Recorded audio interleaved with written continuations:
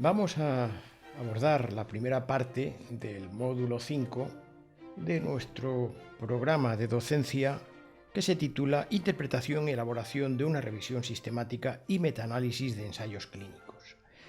El módulo 5 se encuentra en la pestaña Docencia, que es donde estamos en este momento, pero se puede acceder perfectamente desde el índice en la categoría o pestaña Docencia, que es la segunda por orden alfabético. En este caso corresponde a el penúltimo de los que en este momento tenemos, módulo 5, interpretación y elaboración de metaanálisis. Si volvemos hacia atrás, hacia nuestra navegación, también se puede encontrar perfectamente escribiendo en la caja de búsquedas, search, la palabra metaanálisis, por ejemplo. Muy bien, el contenido en este momento lo estamos reelaborando porque ha habido novedades y sobre todo porque había que mejorar el sonido y la visualización. La primera parte es la que vamos a hablar ahora mismo, que es los elementos de un metaanálisis y sus significados, pero esto está determinando lo que está justamente debajo. Bueno, primero, este es el vídeo que vamos a quitar para poner este nuevo. Es muy parecido, pero tendrá, esperemos, mejor visualización y mejor sonido. Un poquito más abajo lo que tenemos es el segundo bloque, que es una evaluación práctica paso a paso de una revisión sistemática con metaanálisis. Hemos cogido una clásica de Ray y colaboradores, pero bueno, es cierto que además nosotros tenemos las nuestras propias, pero hemos preferido utilizar esto porque pensamos que didácticamente creemos que es mejor. También, por supuesto, tendrá un cambio en el vídeo explicativo, no porque sea muy distinto, sino porque tendrá mejor sonido y mejor visualización, creemos, ¿no? Un poquito más abajo están las calculadoras de Evalmet para los metaanálisis. Naturalmente nosotros lo que hemos hecho ha sido agregarlo, porque las fórmulas matemáticas son internacionales, claro está, ¿no? Y dado que hemos añadido dos nuevas, pues es conveniente mejorar ya también el contenido aparte del sonido y la visualización de este vídeo. Y un poquito más abajo hemos preferido separarlo, que grabaremos el vídeo exclusivamente para ello. Es la calculadora de los efectos para comparaciones indirectas y mixtas para metaanálisis en red, aunque no solamente para estos, mediante el método de Butcher, del que nosotros pues hemos construido, de acuerdo a Ferran Català, pues una sencilla, creemos, ¿no?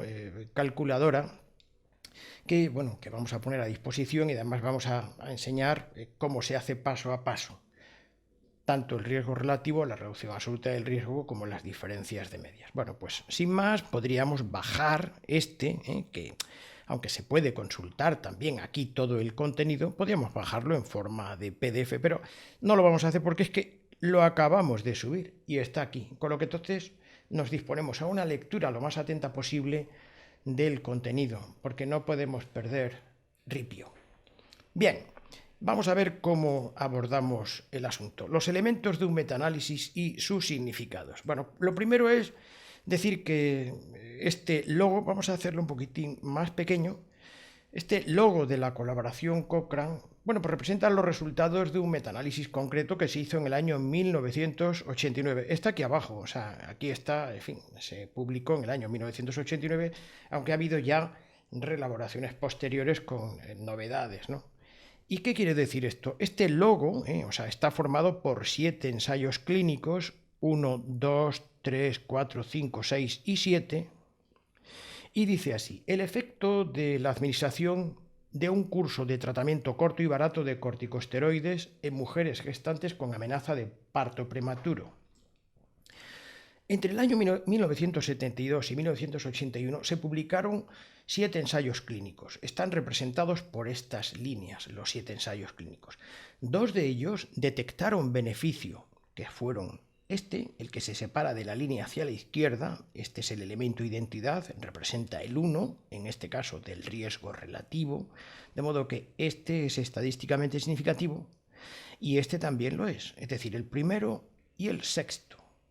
Pero los otros 5, el segundo, el tercero, el cuarto, el quinto y el séptimo, no encontraron diferencias estadísticamente significativas, en particular cada uno de ellos. Porque si nos damos cuenta, el intervalo de confianza toca o atraviesa el elemento de identidad del riesgo relativo, que en este caso es el 1. Bien, pero en 1989 se publicó la primera revisión sistemática de estos 7 ensayos clínicos y el resultado, que está aquí abajo, mostró que la diferencia entre el grupo de intervención y el grupo de control, entre el tratamiento corto y barato con corticoides y el no tratamiento, pues era estadísticamente significativo. Había una diferencia estadísticamente significativa. Los corticoides reducen entre un 30 y un 50% el riesgo de morir de los recién nacidos a causa de las complicaciones derivadas de la inmadurez fetal. Bueno, digamos que este logo es el que ha quedado incrustado en la coloración Cochrane. Es bonito, pero por lo menos que la gente sepa que fue un metaanálisis de verdad del año 89.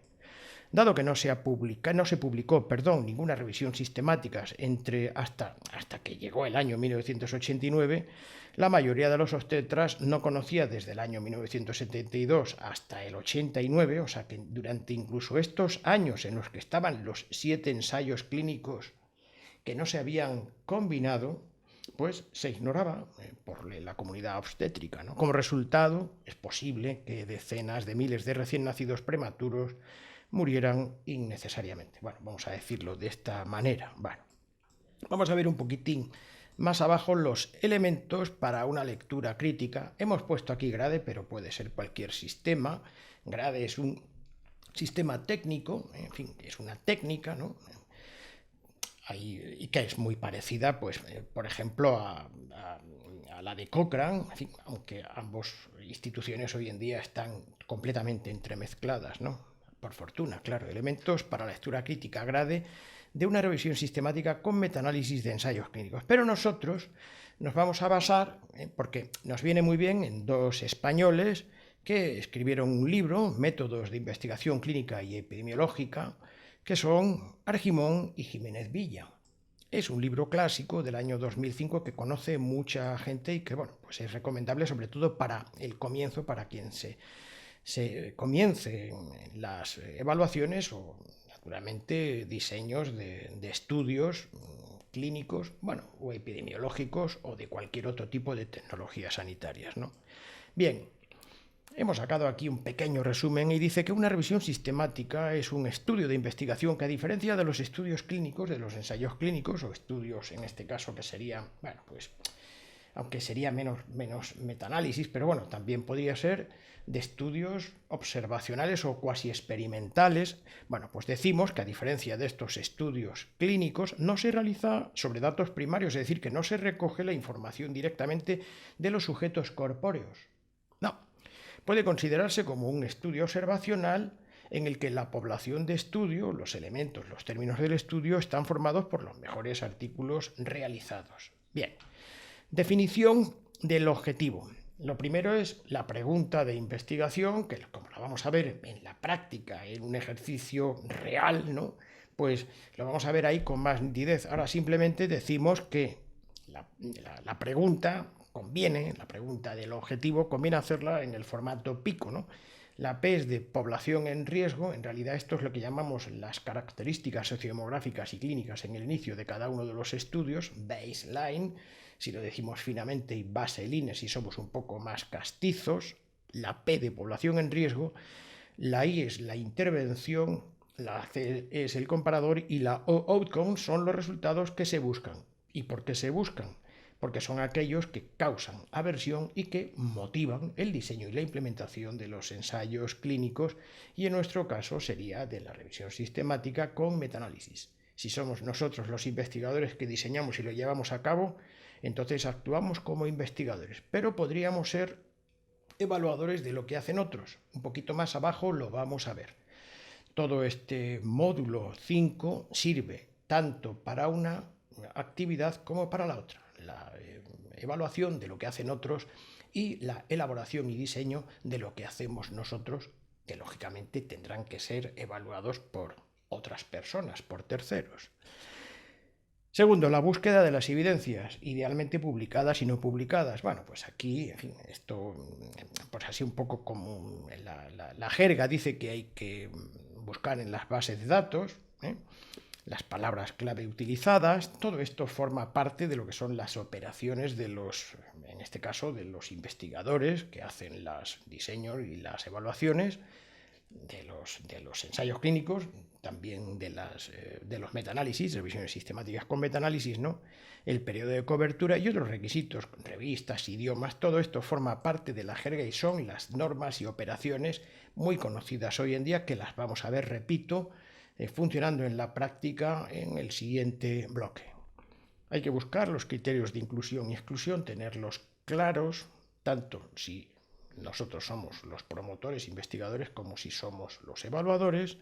La recogida de datos, fundamentalmente, hay que buscar el registro de las características de los estudios incluidos, el tipo de artículo, el año de publicación, el diseño del estudio. En este caso hemos dicho que, lógicamente, los metaanálisis deberían ser solo de ensayos clínicos, pero bueno, también pueden ser de estudios cuasi experimentales, que son muy parecidos al ensayo clínico, pero que les faltan algunas características, sobre todo en la aleatorización, fundamentalmente ahí, ¿no?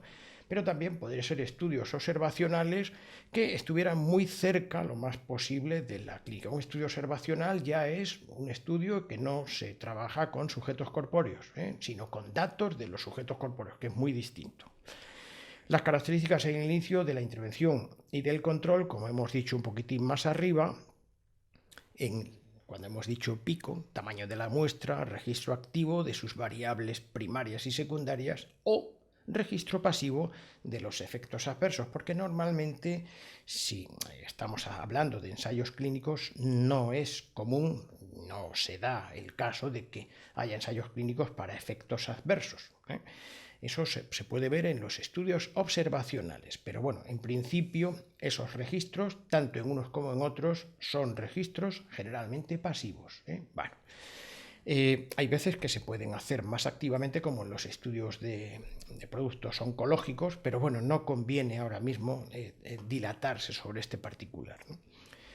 Hay que ver la evaluación de la calidad de los estudios. Bueno, pues lo primero son los resúmenes de las características esenciales de los estudios y la graduación de la validez de la evidencia de los resultados de las variables primarias y secundarias y de los efectos adversos. Normalmente, bueno, pues esto se hace con varios sistemas. Nosotros, bueno, pues preferimos el sistema GRADE, aunque nosotros lo hemos modificado y adaptado.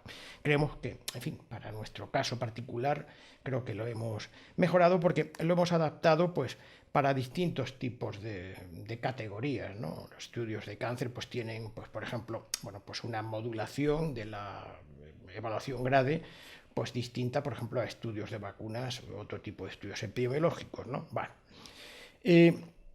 lo primero es que esto lo vamos a ver el próximo día y nosotros recomendamos que incluso el evaluador, no solamente el investigador, sino el evaluador, que elabore un resumen de las características esenciales de los estudios, lo puede hacer en el formato pico y lo vamos a ver en la práctica el próximo día, la próxima sesión, mejor dicho, y la graduación de la validez de las evidencias, ponerlas, si es posible, todas juntas, o al menos que, si las tenemos separadas de cada estudio, incluido en la revisión, que tengan los mismos ítems para que sean comparables, el primero con el primero, el segundo con el segundo, el tercero con el tercero, y podamos verlo, si es posible, de un golpe de vista, de un vistazo. Bien. La evaluación de la variabilidad entre los investigadores que estiman la validez de las evidencias, bueno, pues en este caso hay muchas veces que se da el hecho de que hay más de un investigador que está captando los estudios incluidos, y dado que esta es una técnica y no es una ciencia, pues puede que no coincidan, ¿no? Estas coincidencias conviene medirlas, bueno, mediante la fiabilidad, cualquier medida de la fiabilidad, la correlación o concordancia, por ejemplo, bueno, pues la concordancia capa de Cohen, bueno, pues suele ser habitual, pero no hace falta que sea exactamente esta, ¿no? Bien, Esa sería la concordancia interobservador, porque hay veces que los evaluadores, o sea, cuando están buscando los ensayos clínicos después del motor de búsqueda, pues tienen alguna discrepancia, dado que esto no es una ciencia y eso es un arte, es una actividad prudencial. Cuidado, arte no estamos hablando de artistas, ¿eh?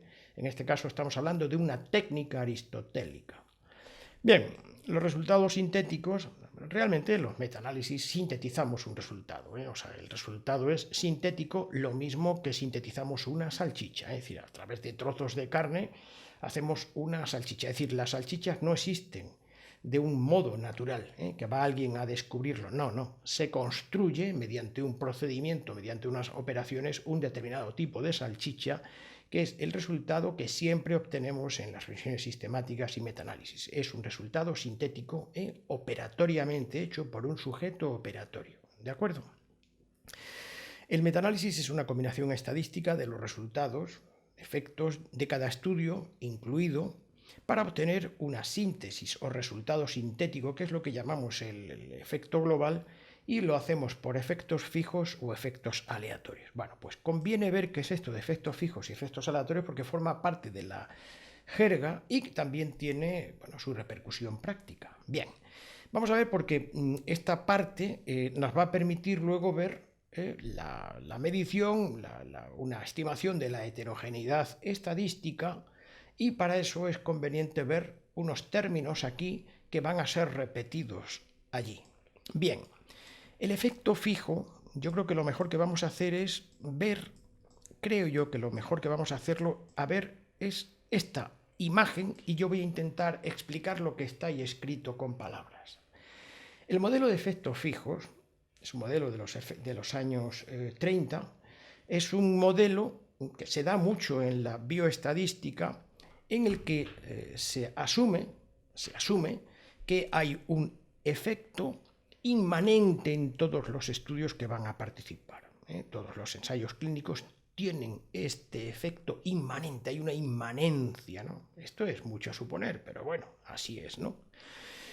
En este caso, por ejemplo, bueno, pues denotamos el efecto mediante esta omega, porque puede ser el riesgo relativo, la reducción absoluta del riesgo, la diferencia de medias. Vamos a representarlo con esta omega, que es bastante común en la bioestadística, y podemos decir que el efecto fijo estaría aquí representado en forma de riesgo relativo, más o menos, que es un poco lo que está queriendo aquí decir.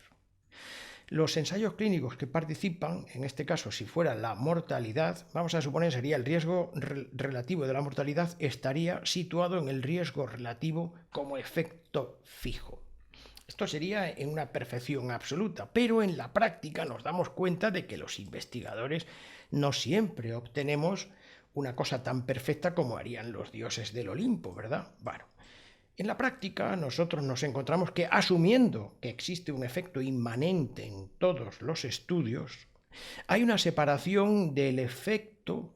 Este efecto se supone que es el efecto que tienen todos. Bueno, ¿por qué entonces este ensayo clínico no tiene el riesgo relativo, que es el riesgo relativo de todos? Porque resulta que hay veces que el investigador del ensayo clínico ha cogido de todo el universo, la población universo, una parte que a lo mejor es más joven, es decir, que ha tenido un error en el muestreo aleatorio. Aleatoriamente ha cogido, pero las carga el diablo, y en algunas ocasiones pues puede haber tenido una población más joven o una población un poquito más enferma. De modo que cada ensayo clínico ha tenido un pequeño error respecto a la representación global completa del efecto de la población universo, que vamos a situarla como si estuviera en las nubes, de donde cogemos todos nuestras muestras, nuestros enfermos, como si estuvieran ahí representadas en las nubes. Es una metáfora, claro está, ¿no? Entonces, este primer ensayo clínico tiene supuestamente este efecto, pero el efecto, es decir, el riesgo relativo de mortalidad, no se ha producido exactamente porque aquí hay un error que se llama el error.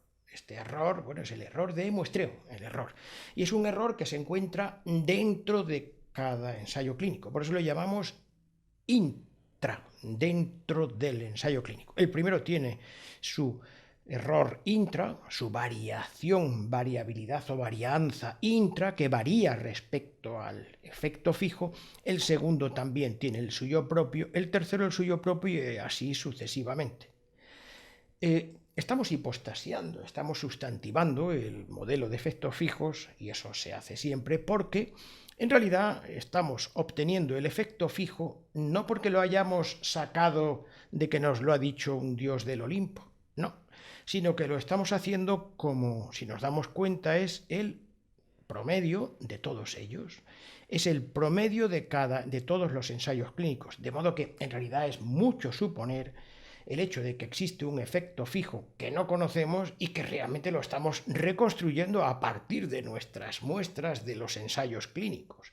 No obstante, se asume y matemáticamente se puede estimar más o menos si estamos cerca de una verdad más fenoménica, si la verdad formal de la fórmula se parece un poco más a la verdad material de los seres humanos corpóreos. Bien, entonces, vamos a suponer entonces que existe un efecto fijo inmanente en todos ellos y el efecto fijo que hemos construido es el promedio de todos ellos, el promedio de todos los efectos de cada uno de los ensayos clínicos. Bien, de acuerdo, se representa así, es el efecto de cada uno de ellos con su varianza intraestudio correspondiente, que es una varianza que se debe al muestreo, es un error del muestreo de tomar de toda la población universo, unas veces un poco más jóvenes, otras veces un poco más enfermos, etcétera, etcétera.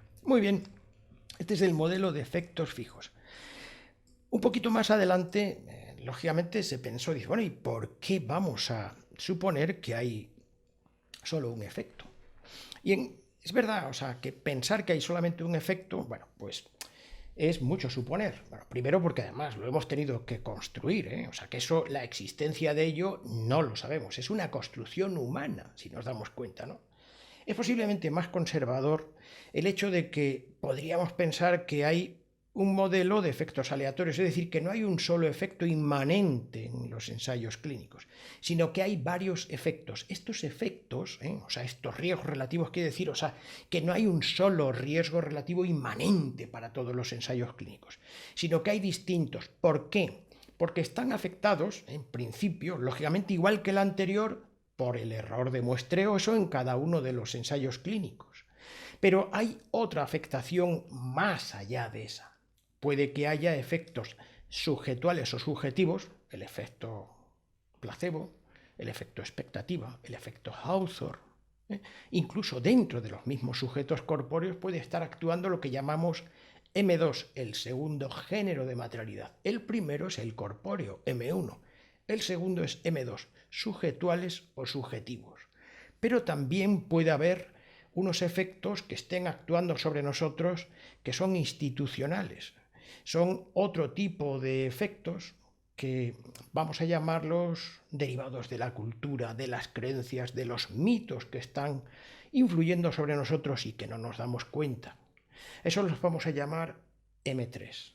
Es cierto que hay efectos que están influyendo sobre nosotros sin que nos demos cuenta en distintos momentos históricos, con distintos fármacos en los que tenemos más o menos creencias, eso sería M2, pero que si es intersubjetivo, muy cultural, ya sería M3. Eso quiere decir que en un ensayo clínico puede haber, o sea, dentro de la misma población e incluso, o sea, con los mismos sujetos corpóreos, en distintos momentos psicológicos e institucionales, pequeñas diferencias con los efectos. Y efectivamente están aquí. Es decir, en este caso, por ejemplo, sería el riesgo relativo de mortalidad. El primer ensayo clínico tendría un efecto, un riesgo relativo un poquito distinto al que va a ser la combinación de todos. Está claro que este está separado este sería el promedio de todos los efectos. Mucho cuidado, este de aquí es el efecto promedio y este es el promedio de los efectos. Este es el efecto promedio y este es el promedio de los efectos, de modo que aquí es un promedio de varios efectos. ¿De acuerdo? Muy bien. Pues aquí, si nos damos cuenta, tenemos dos fuentes de variabilidad. Este riesgo relativo está un poquito separado del promedio de todos ellos, este un poquito menos y así sucesivamente. El primer riesgo relativo de mortalidad está afectado, como hemos dicho, perfectamente por el error de muestreo. Es igual que antes, ¿no? Por eso lo ponemos aquí con una E. Es la varianza intra, la interior, la del muestreo. Vamos a decir que son sujetos corpóreos, ¿no? Muy bien. Pero si nos damos cuenta, al hacer el promedio de todos los efectos, obtenemos el riesgo relativo promedio de los efectos, que es lo que llamamos el modelo de efectos aleatorios, porque aleatoriamente se pueden distribuir alrededor de la media. Claro, aquí podemos suponer, y es cierto que lo hacemos bien, que esto es una curva normal, es una distribución en la que los efectos se sitúan a la derecha y a la izquierda con unas varianzas que están a la derecha y a la izquierda, claro, están unas desviaciones respecto a la media. Exactamente igual que cuando hacemos una curva normal de Gauss, una curva normal. Muy bien, pues efectivamente, aquí cada estudio, además de tener la afectación de la varianza intra, la del muestreo, también se separa de la media en un sitio, con una distancia que la vamos a llamar una varianza, en este caso la vamos a llamar interestudios. Atención, el anterior, esta la llamamos intraestudios, es cada uno de los estudios dentro. Y ahora ya lo que tenemos es una varianza interestudios, muchos estudios, que la vamos a llamar tau cuadrado. La otra la vamos a llamar S cuadrado, como es habitual, la varianza intra, y esta la vamos a llamar tau cuadrado. De modo que el efecto que aquí obtenemos, esta I, es la media de todas ellas, de todos los efectos, por eso viene representado con una mu, más los errores aleatorios intra y un error aleatorio que llamamos en este caso inter, que es este de aquí. De modo que este sería interestudios y este sería intraestudios. Y aquí tenemos dos fuentes de varianza, de variabilidad, de variación. ¿De acuerdo? Muy bien. Pues este es el que llamamos el modelo de efectos aleatorios. Claro está, cuando obtenemos el riesgo relativo, es decir, aquí la I, el riesgo relativo, aquí cuando hacemos el intervalo de confianza, que lo vamos a calcular, el intervalo de confianza está formado por dos varianzas y no solamente una. Tiene la varianza intra más la varianza inter. Eso quiere decir que el modelo de efectos aleatorios siempre es igual o mayor que el de efectos fijos. Cuando la varianza, la tau, es cero, coinciden los efectos aleatorios con los efectos fijos. Por eso decimos que, que podemos tener una intuición práctica de cuán cerca estamos de esa variabilidad que haya mucha afectación en los resultados de los estudios. Es decir, que resulta que tienen muchos riesgos relativos y que no estamos seguros de si están representados en este promedio. Eso es lo que vamos a ver ahora con la fuente de heterogeneidad. ¿Vale? ¿Qué es la heterogeneidad? Que es muy importante en los estudios. Bueno, hay dos tipos de heterogeneidad, es bastante sencillo, ¿no?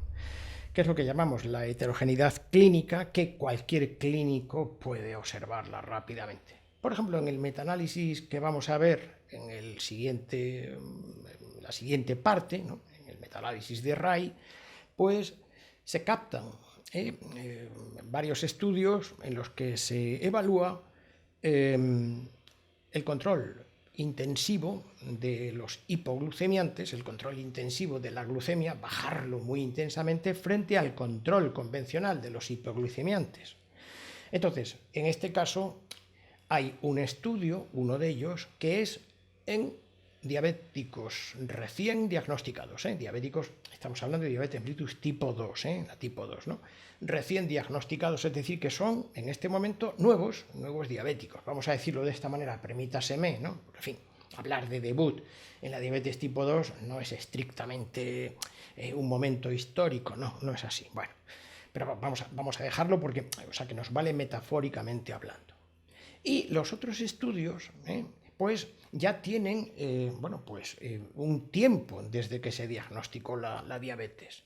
Si pasan 5, 6, 7, 10 y hasta 12 años, como sucede en esta revisión con metaanálisis, hay un daño de órganos diana que es un daño objetivo, ¿no? Hay un daño, un posible daño de órganos diana, y no es lo mismo clínicamente un paciente que acabamos de diagnosticar como diabético mellitus tipo 2 que un diabético mellitus tipo 2 de hace ya 10 años. De modo que hay una heterogeneidad clínica y tenemos que estar muy atentos a la hora de hacer los subgrupos de nuevos frente a antiguos.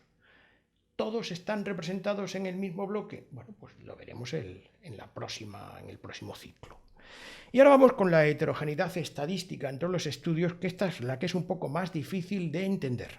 Bueno, vamos a ver qué es esto de la heterogeneidad estadística, y lo que voy a hacer va a ser leer literalmente lo que aquí yo he resumido para que sea, creo yo, que más fácil de entender. Bien, Higgins y colaboradores construyeron en el año 2003 lo que denominaron el índice de heterogeneidad estadística, I cuadrado lo llaman. Bueno, lo hicieron porque efectivamente, o sea, la heterogeneidad se ha venido midiendo, no solamente para los metaanálisis, sino entre otros estudios, mediante lo que se llamaba la Q de Cochrane, bueno, que es un cálculo estadístico muy afortunado. La Q de Cochrane sin E, Cochrane, o sea, estamos hablando de los años 30, ¿no? La Q de Cochrane. Pero dado el hecho de que cuando hay pocos ensayos clínicos incluidos para un metaanálisis, la potencia estadística estaba en entredicho, cuando son pocos, la Q de Cochrane puede fracasarnos un poco, no darnos toda la perfección que queremos. Bueno, pues se les ocurrió que era hora de hacer algo fácil que interpretaran además los clínicos, dado que la Q de Cochrane no es fácil de interpretar. Y entonces, bueno, pues construyeron este índice sintético, ¿no? Es un índice sintético, el I cuadrado de Higgins, está muy bien hecho, hay que reconocerlo, ¿no? Y, bueno, pues tiene un porcentaje, de modo que es fácil de interpretar porque va desde el 0% hasta el 100%, porque no puede ser mayor. Y entonces, lógicamente, pues, naturalmente, o sea, para eso modulan un numerador, o sea, que está contenido dentro del denominador. En fin, esto sucede con muchos de las fórmulas matemáticas que queremos construir, ¿no? El I cuadrado de Higgins y colaboradores expresa cuál es el porcentaje de varianza debida a los distintos resultados, es decir, los interestudios, es decir, esta varianza, la tau cuadrado, respecto a la varianza total. La observación, la forma en la que varía, o sea, que varía el riesgo relativo, que es el promedio de todos los riesgos relativos, esa varianza, la varianza total, no puede ser otra más que la suma de las intra con la inter. La inter es una, y las intras son distintas, cada una puede tener la suya, pero la interestudios es solo una, ¿de acuerdo? Muy bien, pues vamos a ver cuánto es de la varianza total que tiene el efecto, cuál es el que corresponde a la tau cuadrado, que la vamos a situar en el numerador, porque en el denominador vamos a poner la varianza total, que es la tau cuadrado más la s cuadrado. No puede ser más fácil de ver. De modo que la I cuadrado es esto, es ver cuánto es la varianza interestudios respecto a la varianza total. Malo es cuando es muy grande este valor. ¿Por qué? Lo vamos a ver ahora con el ejemplo, de modo que no me voy a precipitar.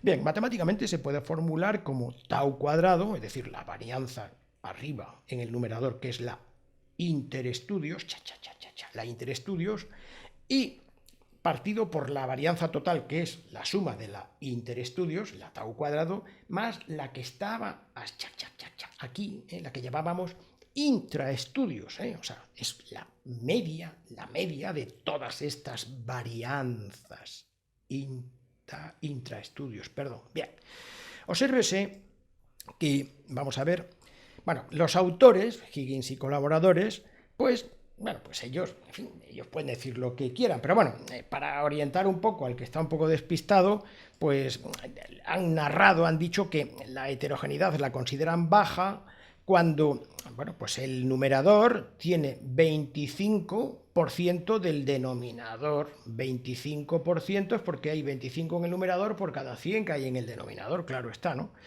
Es moderada cuando es de 25% a 50%, alta de 50 a 75% y muy alta de 75 a 100%. Naturalmente yo puedo hacer una clasificación narrativa, o sea, es decir, descriptiva, de 8, 9, 10 o 25. De modo que, bueno, que esto tiene poca importancia. Bueno, el artículo está aquí reflejado por si alguien quiere, y naturalmente, bueno, nosotros lo tenemos a su disposición también, ¿no? La colaboración Cochrane, por ejemplo, lo hace de una manera bastante confusa. Es muy confusa porque utiliza como no importante, así por las buenas de modo, o sea, decir, este no es un término unívoco, no importante, esto es una, en mi opinión, esto es inoportuno el decir no importante, ¿no? De 0 a 40, de 30 a 60 moderadas, y nos damos cuenta aquí se están solapando los intervalos, 0 a 40 se solapa con 30 a 60, 50 a 90 es sustancial, sustancial es una palabra para mí completamente inadecuado, y considerable, es decir, que son unos adjetivos, no importante, considerable, sustancial y moderada, que para mí, bueno, pues a mí no me parecen adecuados. Yo prefiero trabajar con el número porque lo interpreto tal como voy a explicar ahora mismo. Es confusa porque se confunden, confusión viene de que se funden dos fluidos y al final no sabe uno de dónde proviene el color, de qué parte, de qué río provienen, o sea, los afluentes se confunden, ¿no? No sabe uno de qué afluente proviene cada una de los flujos, ¿verdad? ¿No? Bien, se solapan los intervalos. De modo que, bueno, particularmente nosotros nunca usamos la de la colaboración Cochrane, porque, en fin, preferimos la de los investigadores cuando tenemos que decirlo, pero interpretamos siempre el número. Vamos a ver. Para comprender el significado práctico, imaginemos que para la variable mortalidad se ha obtenido un resultado sintético, sintetizado igual que una salchicha, cuidado, ¿no? Que vamos a suponer que sería una reducción absoluta del riesgo, porque es más fácil que el riesgo relativo, en este caso, una reducción absoluta del riesgo de un 2%. Quiere decir, o sea, que se ha reducido el riesgo absoluto de mortalidad en un 2%. Si, por ejemplo, en el grupo de intervención era un 8%, perdón, en el grupo de control era un 8%, pues bajar un 2% es desde el 8% hasta el 6%, es decir, mueren 6 de cada 100 con la intervención y mueren 8 de cada 100 con el control. La reducción absoluta del riesgo es de un 2%, del 8% al 2%, y es fácil de entender de esa manera, ¿no? Vamos a suponer que en este metaanálisis hemos incluido 10 ensayos clínicos, por eso yo he dicho arriba 10. Bueno, bien. Si se obtiene un índice de heterogeneidad de 80%, vamos a suponer que es porque hay 80 en el numerador y 80 más 20 en el denominador. Lógicamente, pues porque si 80 es este también tiene que ser 80. Y lógicamente para que esto de 100 le falta este 20. Es muy fácil de interpretar, ¿no? Bien, en este caso nos damos cuenta de que podríamos llamarla como queramos. Podemos decir que es muy alta, pero esto no nos dice a nosotros nada. ¿Muy alta qué quiere decir? Bueno, pues que es muy alta, pero ¿esto qué significado práctico tiene? Sin embargo, ahora vamos a ver el significado práctico con el número sin ningún lugar a dudas. Bien, pues bien, el I cuadrado del 80% significa que la variación o varianza total observada está en el denominador, es 100, 80 más 20, 100. Bueno, pues esta varianza total debe una varianza del 80% a la... voy a repetirlo, ¿no? Significa que la variación o varianza total observada, 80 más 20 igual a 100% de la reducción absoluta del riesgo, sintética de este 2% que hay aquí, ahora bien, se debe en un 80% a lo cuantitativamente distintos que son los 10 resultados de los 10 riesgos, reducciones absolutas del riesgo, y el 20% a la varianza de muestreo dentro de cada uno de los 10 estudios. Aunque este ejemplo que tenemos aquí es de un riesgo relativo y no de una reducción absoluta del riesgo, creo que me vale de todas maneras también el ejemplo. Nos está queriendo decir, o sea, que si la varianza total que hay aquí es del 100%, esta de aquí representa el 80% y estas pequeñitas, la media de todas estas es el 20%. De modo que, si nos damos cuenta, están los efectos, los riesgos relativos, en este caso nuestro ejemplo es reducción absoluta del riesgo, pues están muy separados del promedio de todos ellos. Si están muy separados del promedio de todos ellos, vamos a ver cómo interpretamos esto. Vamos a ver. Dice, cuando los 10 resultados o 10 reducciones absolutas del riesgo que hemos más o menos representado arriba, son tan distintos entre sí, no podríamos asumir que el resultado sintético o reducción absoluta del riesgo sintético, es decir, este 2% que hemos obtenido en el metaanálisis como media de todos los riesgos relativos, está claro que se separan mucho del 2%. La heterogeneidad del 80%, muy alta si lo decimos en los términos de Higgins y colaboradores, entre estas 10 reducciones absolutas del riesgo, nos obliga a describir por separado a cada uno de los 10 estudios y no describir el resultado sintético en forma de reducción absoluta del riesgo como un resultado representante único de los 10 ensayos clínicos. En definitiva, el 2% sintético que hemos obtenido difícilmente está representando a los 10 ensayos clínicos porque son bastante distintos y distantes unos de otros. Hay que mejor decir que hemos obtenido este resultado, pero que preferimos narrar cada uno de ellos por separado porque entendemos que hay una gran diferencia, distinción que está afectando de alguna manera, tendremos que investigar por qué, a las reducciones absolutas del riesgo de una población, universo, en las que hemos debido cometer o algún error o no tenemos todos los ensayos o algo que lo hacemos cuando estamos practicando el metaanálisis y no corresponde ahora. Vamos a ver otras operaciones con los resultados sintéticos obtenidos. Bueno, tenemos la representación gráfica de forest plot, que lo vamos a ver más abajo. Aquí tenemos el diagrama de embudo funnel plot, que está aquí, ¿no? Y esto lo que está queriendo representar el funnel plot, es que si tenemos muchos ensayos clínicos, y aquí tenemos, por ejemplo, el riesgo relativo. En este caso vamos a poner el riesgo relativo, ¿no? Que hemos obtenido un metaanálisis con este intervalo de confianza, lo tenemos así, pequeñito, ¿no? Quiere decir, o sea, que si ordenamos los estudios desde el número de participantes, 50, 100, 200, es decir, vamos situando de aquí para arriba, lo más probable es que, lógicamente, los ensayos clínicos, o sea, se distribuyan a la derecha y a la izquierda del riesgo relativo obtenido en el metaanálisis. En este caso estamos hablando de un metaanálisis de efectos aleatorios, ¿verdad que sí? Muy bien.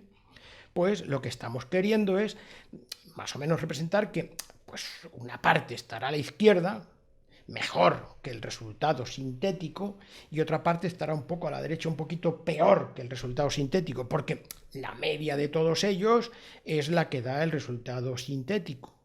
Bien, si nos encontramos con una posible bolsa que hay aquí, una posible bolsa al representarlos, una bolsa aquí vacía, bueno, pues hombre, esto no es que sea muy matemático porque existe otro método que es el método de Egger, por ejemplo, bueno, que tampoco es una maravilla, pero bueno, en fin, aquí está, o sea, nos vamos acercando poco a poco a lo más fenoménico posible, pues esto nos quiere decir que con el diagrama de embudo podemos visualmente, bueno, pues estimar, no científicamente, pero bueno, por lo menos prudencialmente, que puede haber aquí una falta de estudios y que aquí faltan estudios que conviene investigar. ¿Por qué faltan?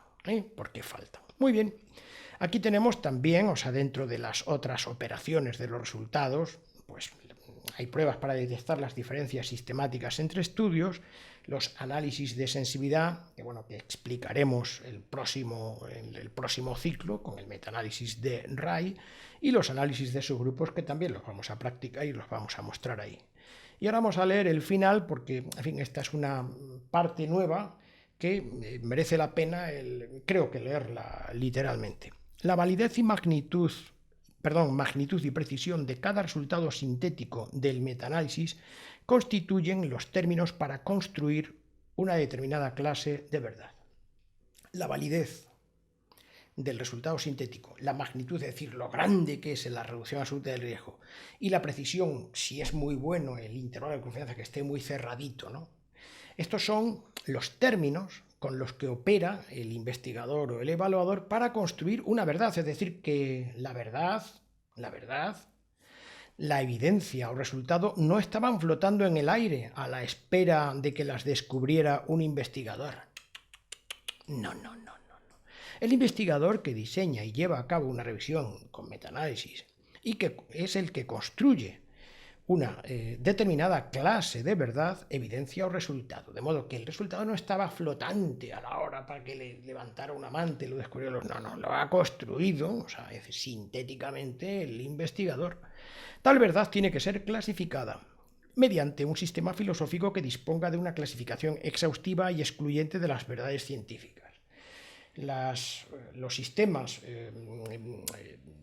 los que son técnicos, de por ejemplo Cochrane o de Grade, son técnicos, pero no son filosóficos y no tienen la potencia para llegar a clasificar el tipo de verdad.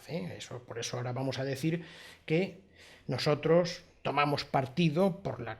Hay que hacerlo, nosotros las practicamos, pero son insuficientes para clasificar las verdades y las evidencias. O sea, llegan hasta un punto y a partir de ahí ya no son capaces de clasificar el tipo de verdad. Nosotros tomamos partido por la clasificación de las verdades alcanzadas por las ciencias, técnicas y saberes prudenciales en sus respectivos límites de excelencia, adaptada desde la teoría del cierre categorial de las ciencias que elaboró Gustavo Bueno y que Salvador Centeno también ha sintetizado en su diccionario. Salvador Centeno es un estupendo profesor de secundaria de filosofía, seguidor también de la Escuela de Filosofía de Oviedo, que tiene un diccionario para explicar a sus alumnos de secundaria muchos de los términos filosóficos, no solamente del materialismo filosófico, sino mucho más allá. Pero claro, es una fuente riquísima para las personas que quieran introducirse en este sistema porque habla para personas, para chicos y chicas que están en el bachiller, que están en la ESO, que están en la secundaria, en la educación secundaria. Bien, nosotros hemos ofrecido esta clasificación, la hemos reelaborado y adaptado mediante un punto de vista y está en la página web. Ahora no corresponde, pero está concretamente, va a estar dentro de muy pocos días, ya está, pero está todavía sin abrir, en lo que se llama medicina reflexiva, que es donde exponemos los puntos de vista. El evaluador de esta revisión, con metaanálisis, tiene que reconstruir lo más exhaustivamente posible las operaciones del investigador. Repito, en este caso, si yo hago de evaluador, yo tengo que, estoy evaluando la revisión de Ray, en este caso, ¿no? Yo tengo que reconstruir lo más exhaustivamente posible las operaciones que hizo Ray y colaboradores.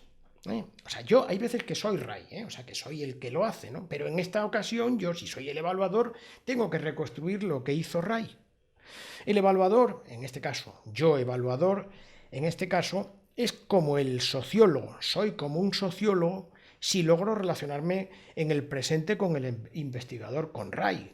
Lo llamo para preguntarle sobre asuntos que no tengo. Es decir, estoy en el mismo campo del presente. Estamos en el mismo campo, el uno y el otro. Pero hay veces que no puedo contactar con él o no me contesta, de modo que entonces ya no soy un sociólogo, sino un historiador.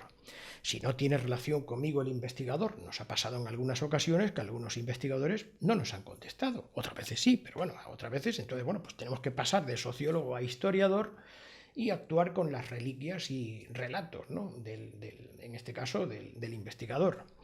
En este caso, el evaluador de esta revisión con metaanálisis tiene que reconstruir lo más exhaustivamente posible las operaciones del investigador. El evaluador, en este caso, es como el sociólogo, si logra relacionarse en su presente con el investigador, o como un historiador, si no logra relacionarse con el investigador, y tiene que reconstruir el evaluador, yo tengo que reconstruir lo mejor posible las operaciones del investigador a través de los relatos de este. Reliquias no tiene reliquias, pero en fin, los relatos, es decir, todos los datos que él a mí me aporte. Tales relatos son los términos con los que opera el evaluador. Estos son los términos para las operaciones del evaluador. Y es con estos términos o relatos con los que yo, como evaluador, construyo también una determinada clase de verdad, evidencia o resultado. El evaluador, yo, debo confrontar la clase y contenido de mi verdad, la que he construido, con la clase y contenido de verdad de Ray, del investigador. Cuando la verdad es alfa o impersonal, cuando la verdad es alfa o impersonal, es decir, una verdad universal, propia de las ciencias físicas o químicas, por ejemplo, una recomendación puede ser un simple corolario que se desprende, ¡plaf!, de la verdad. Es lo que llamamos un corolario, es decir, que se desprende, o sea, que está desprendido de la verdad evidente, en este caso en el sentido español antiguo de evidente, o sea, que no necesita demostración. Bien, cuando la verdad es alfa o impersonal, universal, una recomendación puede ser un simple corolario que se desprende de la verdad. Pero cuando la verdad es beta, es personal, como el de las ciencias sociológicas, históricas, ¿vale? O ciencias biológicas no bien terminadas, o sea que no están bien terminadas, es decir, en ese caso entonces la verdad es personal, la recomendación es también beta o personal y por tanto problemática. Hemos sido amables diciendo problemática por no decir una palabra que es un poco un calificativo que sea un poco más denostativo. Bien, y solamente por echarle un vistazo encima, nos estamos refiriendo a estos cuadros, este cuadro 1, que bueno, está elaborado en otro contenido de la página web, repito, en Medicina Reflexiva, aunque todavía está sin editar. Aquí tenemos una clasificación nosológica materialista de las ciencias, adaptada desde la Escuela de Filosofía de Oviedo y David Alvar González, y esta sería la otra, en la que estamos hablando de la clasificación de las verdades alcanzadas por las ciencias, etcétera, etcétera, que acabamos de nombrar. Bueno, pues esta es la elaboración para la clasificación en la que naturalmente tenemos verdades alfa o impersonales y verdades beta o personales. Aquí tenemos un buen desarrollo y explicamos, repito, en ese contenido a qué nos estamos refiriendo. Bueno, pero vamos a volver sobre nuestra navegación porque lo que corresponde en este momento es ver cómo es el forest plot más habitual, el que más suele gustar, que es el de la colaboración Cochrane. Nosotros lo hemos utilizado durante mucho tiempo, ahora ya no lo utilizamos, ahora explicamos por qué, pero hemos aprendido y han sido muy generosos con nosotros, muchísimo cuidado, o sea que es muy de admirar. Bien, este programa se puede bajar desde la página web de Cochrane, es el Repman 5.0, si no recuerdo mal, o 5.1, en este momento ya no me acuerdo por qué versión van, pero se baja gratuitamente, ¿no? Bien, aquí tenemos, o sea, cómo son los elementos que están dentro de este forest plot, que suele gustar mucho, pero que para nosotros es bastante, o sea, bonito, pero es bastante incompleto para estimar la relevancia clínica. Ahora lo veremos por qué. Bueno, vamos a ver, aquí lo que tenemos son los estudios en horizontal con los eventos, en fin, el total de pacientes del grupo, en este caso de intervención, el total de pacientes del grupo de control, con los eventos del grupo de control, y aquí tenemos el peso. El peso es lo que hemos llamado el inverso de la varianza. Es decir, de alguna manera se trata, vamos a ver, en cierto modo, esto tiene que ver con el intervalo de confianza, la amplitud del intervalo de confianza. No es que en cierto modo, sino que es que se debe a eso. Cuanto más amplio sea el intervalo de confianza, más varianza. Peor porque contribuye menos. ¿Por qué? Pues porque contribuye con el inverso. Es decir, el inverso de una cosa grande, pues será una contribución muy pequeña. Bueno, entonces este es el inverso de la varianza y, o sea, se suman los inversos de la varianza y lo que se hace es distribuir en el porcentaje que le corresponde a cada uno según, en este caso, o sea, de todos los intervalos, de todas las varianzas, cuál es la que le corresponde distributivamente a cada uno. Bien, aquí lo que tenemos es el riesgo relativo individual del estudio primero, del ACOR en este caso, con su intervalo de confianza, y este intervalo de confianza es el que realmente está dando valor a este 19,3%. O sea, es decir, es mutatis mutandis, no es que sea exactamente así, pero de aquí deriva, o sea, el intervalo de confianza deriva de la varianza. Bien, Vamos a ver, porque aquí es muy bonito, aquí lo que tenemos en este caso es el riesgo relativo, que vamos a hacer aquí el combinado, el riesgo relativo sintético aquí, ¿no? Y aquí están los individuales. El forest plot es este, así de bonito, sería un gráfico de árbol, un gráfico de selva, forest, selva, árbol, ¿no? Bueno, y si nos damos cuenta, aquí tenemos el riesgo relativo con su intervalo de confianza, este 1,26 que va desde 1,06 a 1,51 es el que está representado aquí.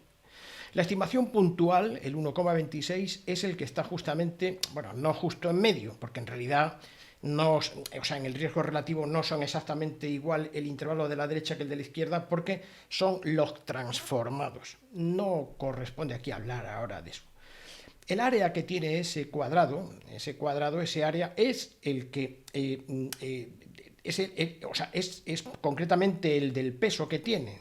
De modo que cuanto más pequeño sea el cuadrado, menos contribuye, es decir, menos peso tiene. Bueno, se puede ver perfectamente porque tiene en realidad una relación con la amplitud del intervalo de confianza. Cuanto más amplio sea el intervalo de confianza, más pequeño es el cuadrado. Se ve aquí, este es muy pequeñito, el intervalo de confianza, y es el que más contribuye porque contribuye con un 25%, el siguiente con un 17%.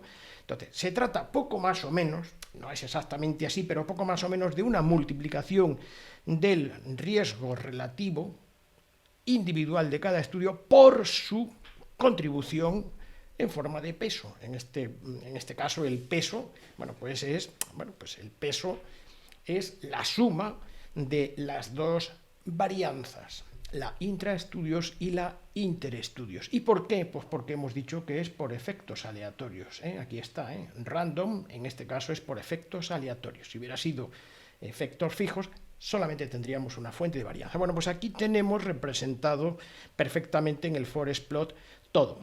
Aquí se representa la I cuadrado de Gini, el índice de heterogeneidad, en este caso sería un 63%, que es lo que, se dice descriptivamente que es alta, pero bueno, en este caso lo que vemos es perfectamente que hay un 63 en el numerador cuando hay 100 en el denominador. Está claro que la varianza que hay en este caso interestudios, entre los estudios, en este caso los 5 estudios, pues es bastante alta con respecto a la total.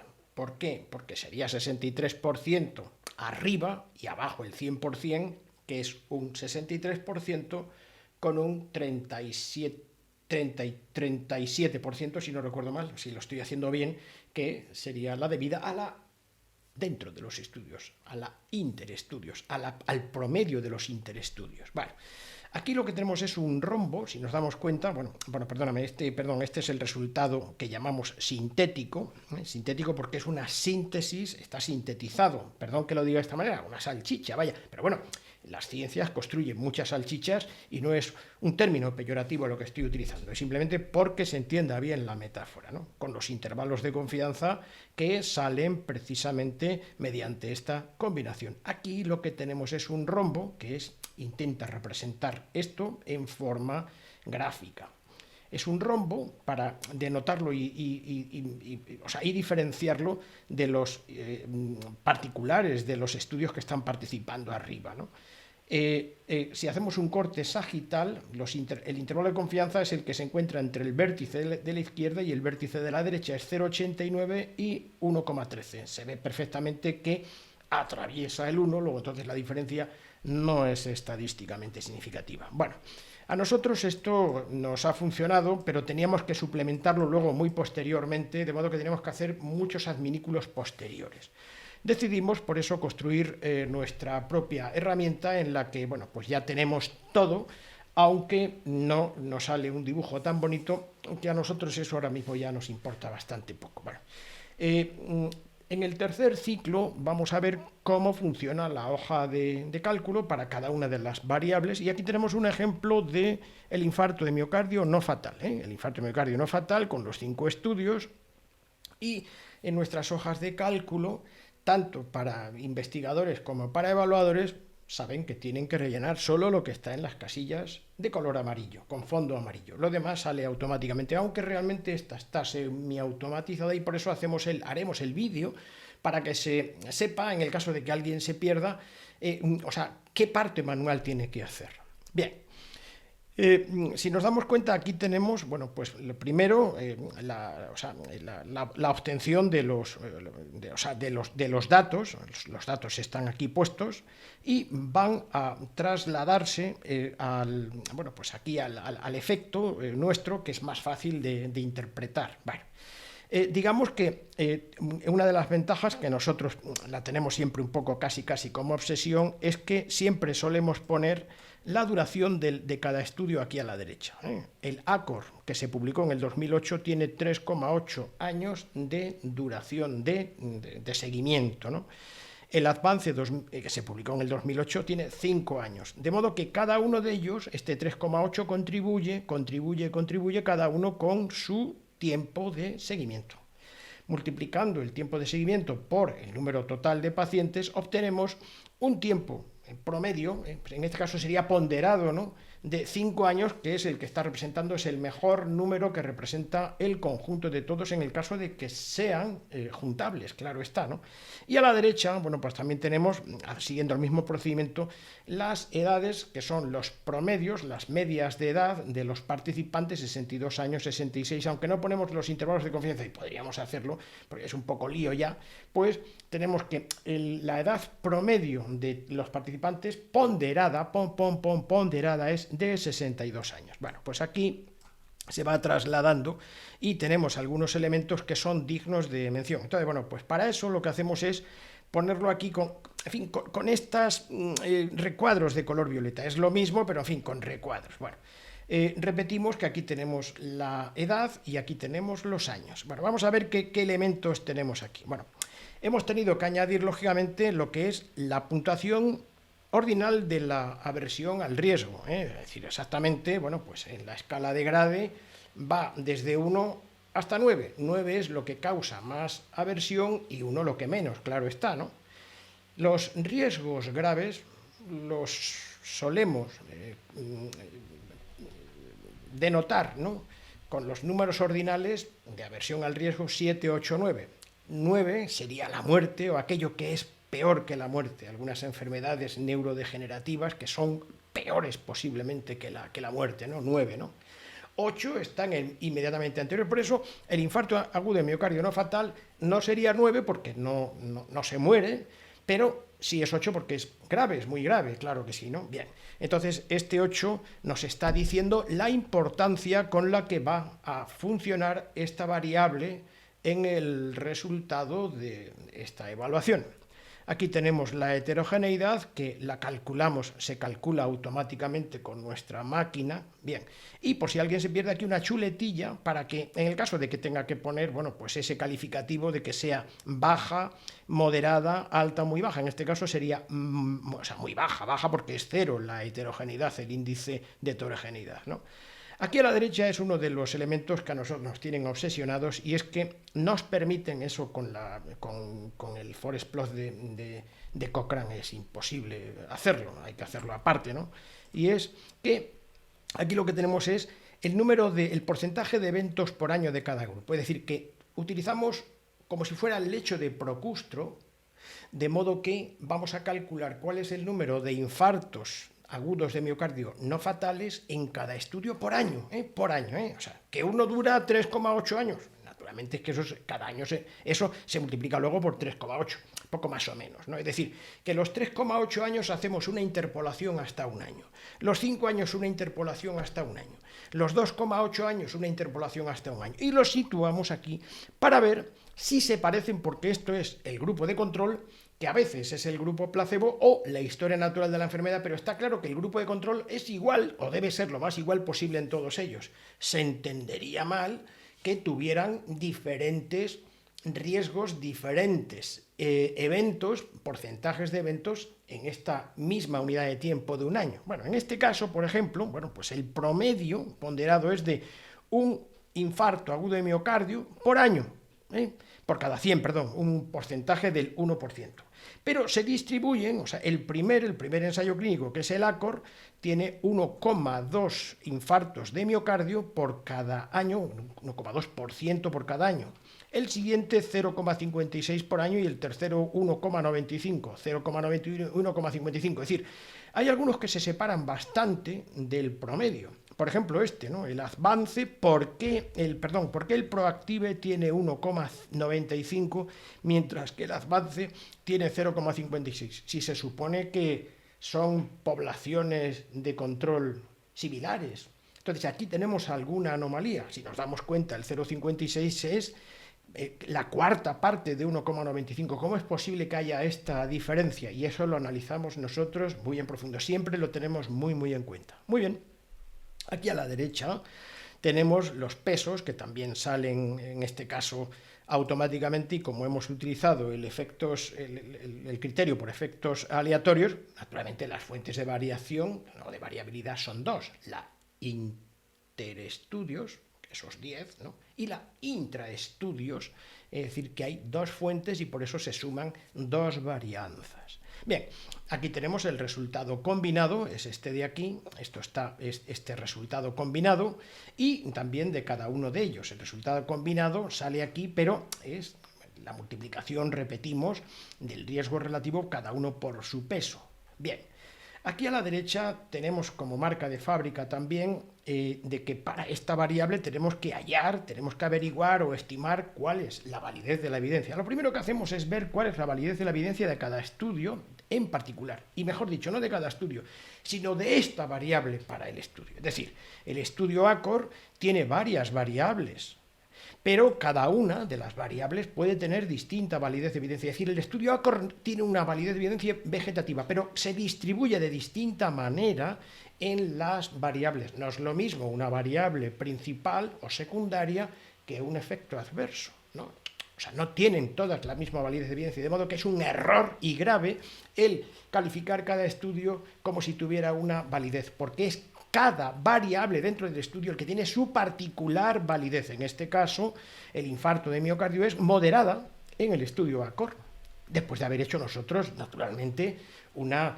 clasificación y una evaluación de arriba abajo, claro está, ¿no? El siguiente es alta moderada, bueno, pues vegetativamente hacemos aquí una ecuación más o menos, aunque sean números ordinales, para orientarnos, y vegetativamente, pues aquí, o sea, esta variable sería alta moderada, y ahora vamos a ver si hay algunos motivos todavía para bajar más esta validez. Bien, lo primero que hacemos es mirar en el intervalo de predicción, que ahora explicamos un poquito en qué consiste, ¿no? Y si el intervalo de predicción, dado que el intervalo de confianza es estadísticamente significativo, vamos a ver si el intervalo de predicción es estadísticamente significativo. Sí lo es, no atraviesa el 1 por los pelos, pero no lo atraviesa, ¿no?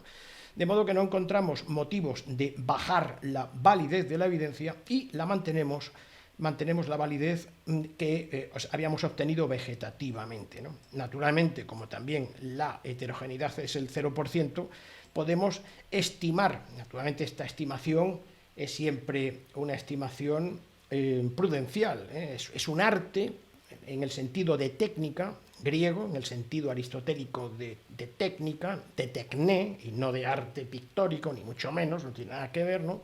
Y por eso cuando decimos la lex artis está refiriéndose a la técnica, nada de arte, de pintura, no, por muy respetable que sea, cuidado, ¿eh? Bien, muy bien. Bueno, pues aquí tenemos ¿qué es el intervalo de predicción? Bueno, el intervalo de predicción, pues Aurelio Tobías, y por supuesto Ferran Català,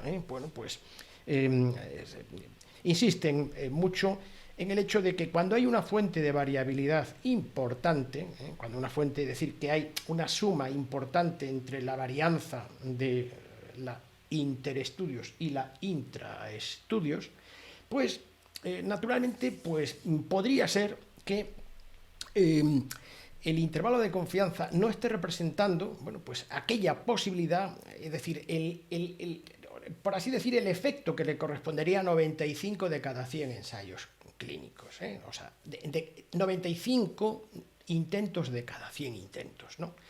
Entonces, bueno, pues mediante una TED Student, o sea, el intervalo de predicción, también generado por los mismos de Higgins y colaboradores precisamente de la heterogeneidad, del índice de heterogeneidad, se sitúan a la derecha y a la izquierda de la media, en este caso de la media, mediante una T de student con n-2 grados de libertad a la derecha y a la izquierda. ¿Cuál es el que le correspondería? ¿Cuál es el que le correspondería con estas varianzas? Que aquí la tenemos, esta sería la inter y esta sería la intra-estudios. ¿Cuál es el que le correspondería con el número de estudios que hay aquí? Que son 5.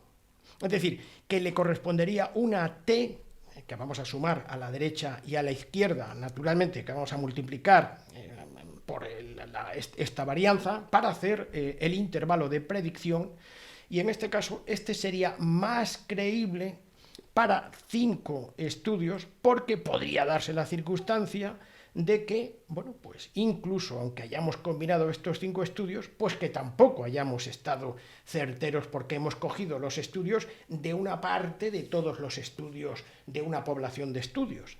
Entonces, para tener una idea de cuál sería la representación en este universo de estudios, es mejor calcularlo mediante este procedimiento, y es más fácil que clínicamente se encuentre el resultado aquí que aquí. De modo que, bienvenido sea, el intervalo de predicción es estadísticamente significativo, luego entonces vamos a trabajar con el intervalo de confianza porque no tenemos tampoco motivos para bajar más la validez de la evidencia. Muy bien. Bien, de acuerdo. Pues vamos a ver qué es lo que tenemos aquí. Bueno, aquí, si nos damos cuenta, con el forest plot de Cochrane se llega hasta el riesgo relativo, lo hemos visto aquí, ¿no?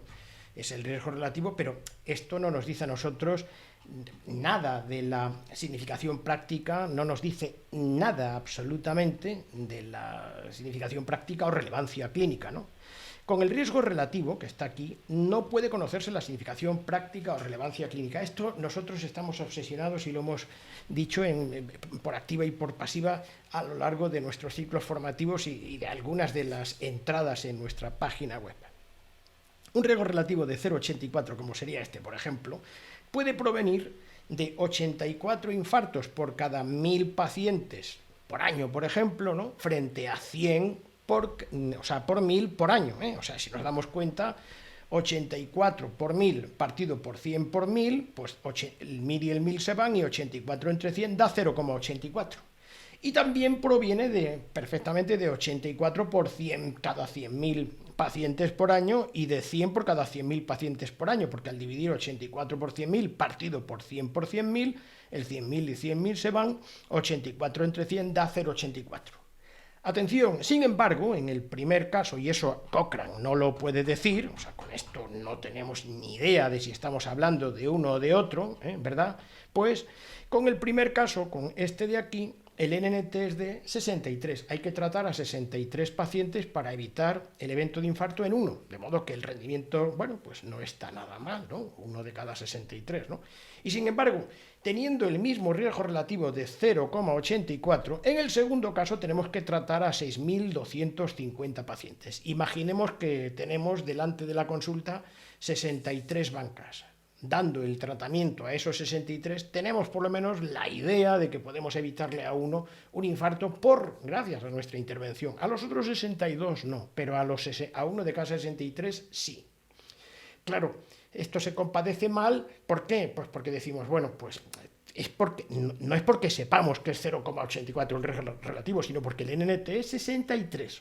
Mientras que si tenemos por la mañana en nuestra consulta, hemos entrado en la consulta, y de pronto tenemos 6.250 bancas ocupadas por personas y vamos a tener que hacer el tratamiento con los 6.250 para evitarle el tratamiento, el infarto a uno, pero no a 6.249, a uno de cada 6.250 sí, pero no a 6.249 por cada 6.250, ¿no? Pues el esfuerzo terapéutico es muy distinto. La relevancia clínica está encastrada en la reducción absoluta del riesgo y el NT. Nosotros lo tenemos aquí siempre por unidad de tiempo. Primero por año, como procustro, como el hecho de procustro, y siempre luego después por el número de años en el que vegetativamente, ponderadamente, funciona esta variable de 5 años. En este caso, lo que es el tiempo de seguimiento ponderado por todos ellos.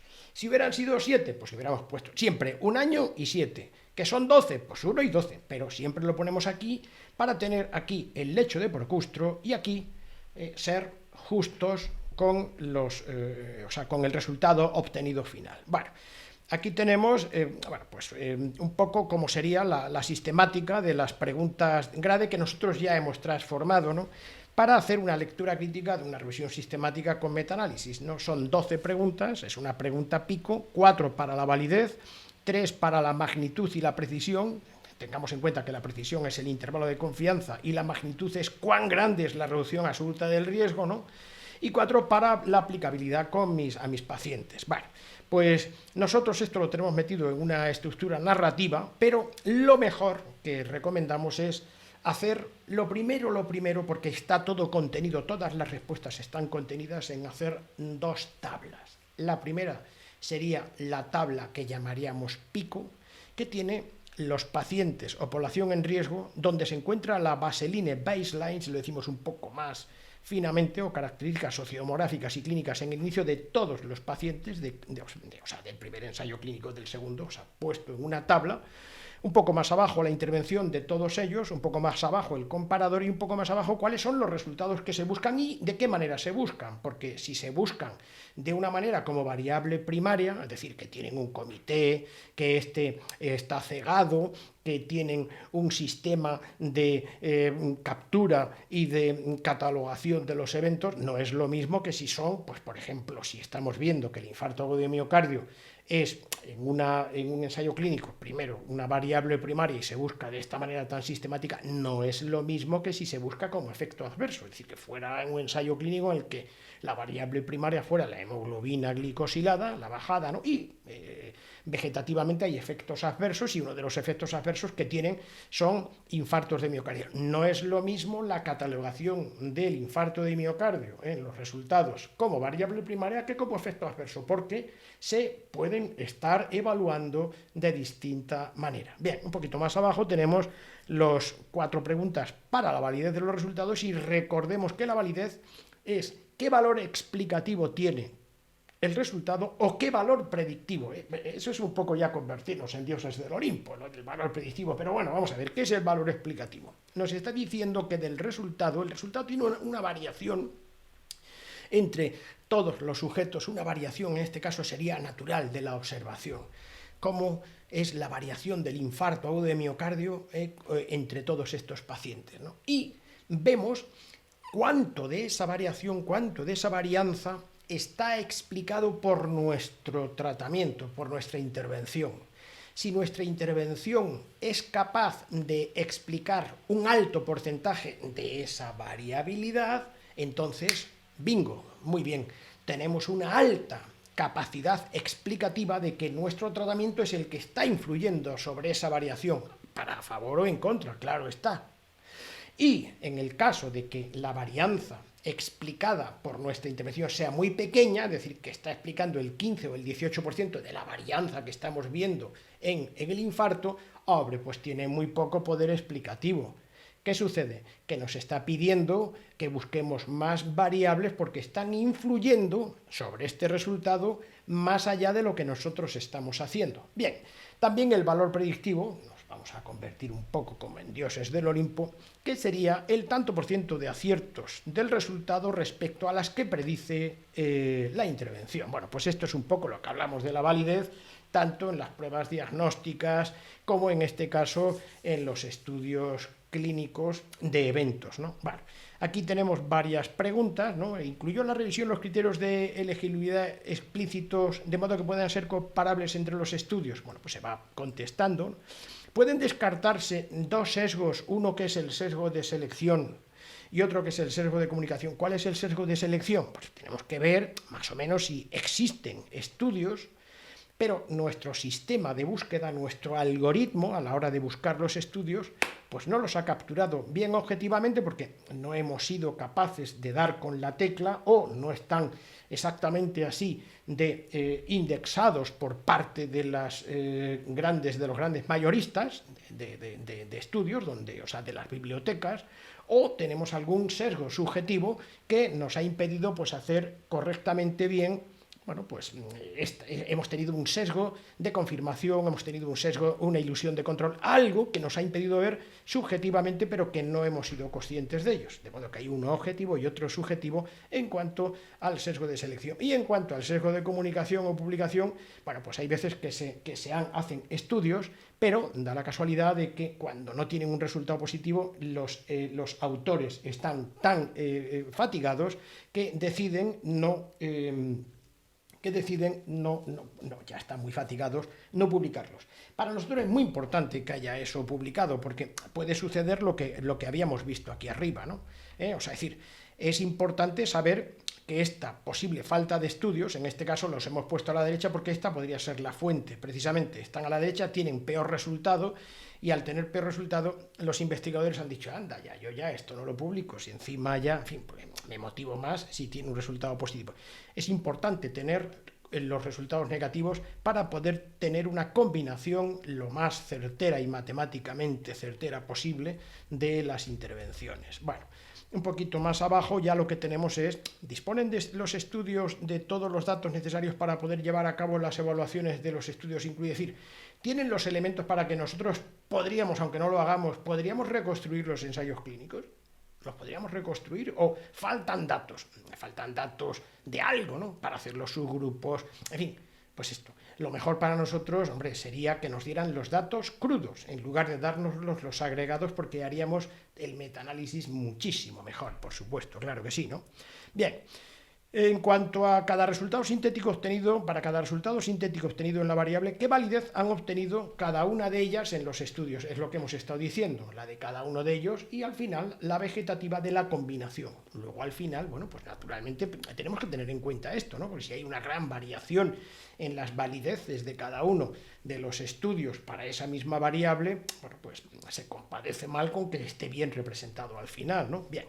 Para la magnitud y precisión de los resultados no vamos a ser ampulosos, porque realmente esto es que, o sea, cuán grande, cuán bueno es el NNT, cuán bueno es la reducción absoluta del riesgo por unidad de tiempo, porque esto es lo que nos da la relevancia clínica, en este caso la significación práctica, ¿no? Y sí, a ver si tenemos la suerte de que los intervalos de confianza están muy centraditos, o sea, que no son amplios, que no son imprecisos, sino que son precisos y que están cerca de la estimación puntual. Ojalá que además el intervalo de predicción tampoco atraviese el elemento identidad, que sería el 1 en el riesgo relativo y el 0 en la diferencia de medias o reducción absoluta del riesgo, ¿no? En cuanto a la aplicabilidad para mis pacientes, bueno, ¿se consideran los resultados sintéticos de importancia para los pacientes que se tratan en ámbito clínico? ¿O son cosas que les importan poco y que son propaganda? Pues no, en este caso hay que verlo también, ¿no? ¿Son creíbles los resultados sintéticos si se han hecho los subgrupos? Es que hay veces que los subgrupos son tan pequeños que no son creíbles, o sea, tienen tan pocos pacientes que no son creíbles, ¿no? Hay veces que sí, naturalmente, por supuesto, tenemos que agotar todo lo posible en beneficio, primero de nuestros pacientes y, bueno, después del conocimiento, en este caso, podríamos decir científico, pero vamos, conocimiento científico clínico, ¿no? ¿Cuál es la validez de cada uno de los resultados sintéticos obtenidos? Es importante, naturalmente, lo volvemos a repetir también para nuestros pacientes, ¿no? O sea, porque a lo mejor resulta que el paciente nuestro está más representado por uno de los 5 ensayos clínicos, que es el que tiene menos validez. Vamos a ver, ¿no? Los beneficios justifican los daños añadidos, los inconvenientes y los costes. De poco sirve que tengamos un resultado muy bueno cuando a lo mejor tenemos resultados luego que en la combinación, en lo que llamamos el balance de beneficios y riesgos, pues resulta que no. Por eso hay que tener el máximo conocimiento posible, no solamente de una variable, sino de todas, porque los beneficios deben justificar los daños, los inconvenientes y los costes.